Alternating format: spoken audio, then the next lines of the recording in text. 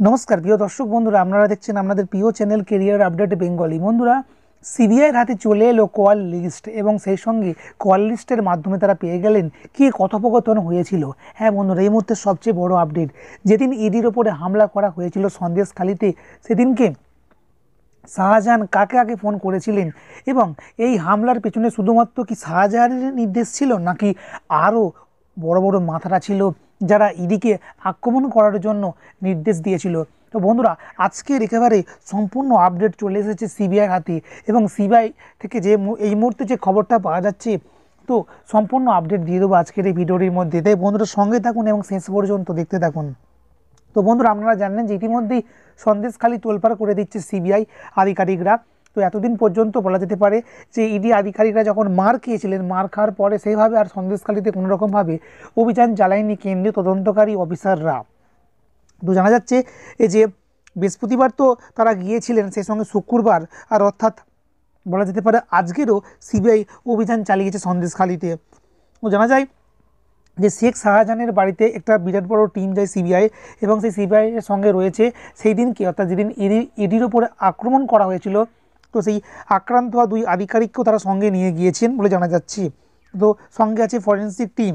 তো জিজ্ঞাসাবাদের যে প্রক্রিয়া চলছে এবং জানা যাচ্ছে যে সিবিআইয়ের হাতে চলে এসেছে শেখ শাহজাহানের কল ডিটেলস। সেই কল ডিটেলস থেকে বিস্ফোরক তথ্য সামনে চলে এসেছে। সিবিআই সূত্রে খবর, ইডি আধিকারিকদের উপর হামলার ঘটনার সময় শেখ শাহজাহানের একটি ফোন থেকে 3টি কল করা হয়, আরেকটি ফোন থেকে 18টি কল করা হয়।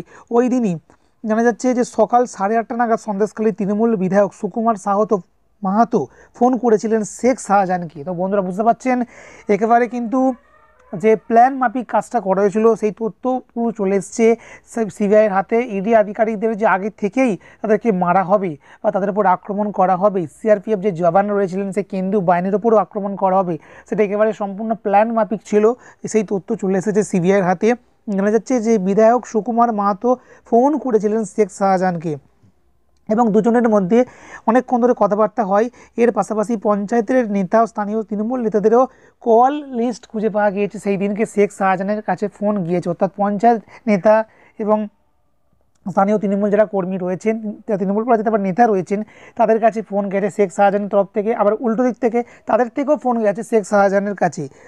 তো বন্ধুরা, জানা যাচ্ছে যে সেদিন বিধায়ক মাহাতোর সঙ্গে তো একটা বিরাট বড় কথাবার্তা হয়েছিল এবং সেখানে যে কথোপকথন হয়েছিল সেখানে জানা যাচ্ছে যে সুকুমার দাবি করছেন যে আমি নাকি ফোন করেছিলাম, ফোন করে বললাম যে ভাই মারপিট ভাঙচুর এগুলো যেন না হয়, দলের থেকে আমাকে বলেছে আপনি দেখুন, বলেছে তো আমি তো জানি না, আমি ছিলাম না, এইটুকু বলেছে। আমি বললাম কোনো যেন ভাঙচুর না হয়, কোনোভাবে যেন মারধর না হয় ইডিকে।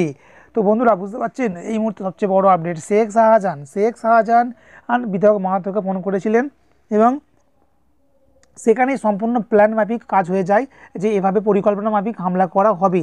এবং তার ফলে বলা যেতে পারে ইডি আধিকারিকরা যখন তার বাড়ি তালা ভাঙতে গিয়েছিলেন, সেখানে জাস্ট কিছুক্ষণের মধ্যেই সেখানে স্থানীয় তৃণমূল নেতা থেকে কর্মীরা শুরু করে একেবারে যারা হামলা চালিয়েছে সেই হামলাকারীরা একেবারে জড়ো হয়ে যায় এবং ইডি আধিকারিকদের উপর আক্রমণ তারা করে।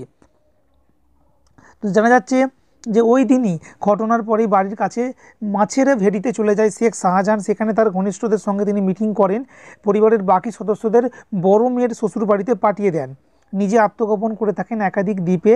মাছের ভেড়ি থেকে বাইকে করে পালিয়ে যায় শেখ শাহজাহান। ঘটনার 2-3 দিন পর পর্যন্ত তার সঙ্গে ছিলেন তার নিরাপত্তা রক্ষী বা তার দেহরক্ষীরা তার সঙ্গে ছিলেন।